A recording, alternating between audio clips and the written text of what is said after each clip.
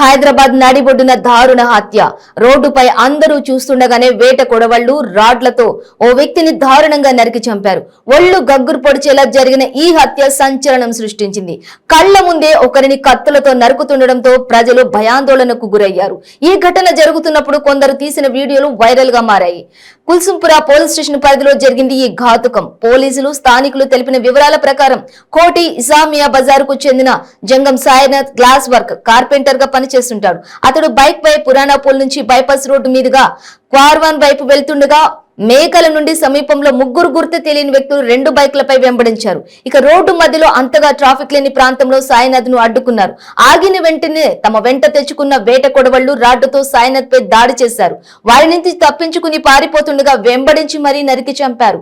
అనంతరం వేట కొడవళ్లు రాడ్డును అక్కడే పడేసి బైక్లపై పారిపోయారు. ఈ హత్యను ఆ దారి గుండా వెళ్లే వాహనదారులు ఫోన్లలో చిత్రీకరించి ఆ వీడియోను సోషల్ మీడియాలో పెట్టారు.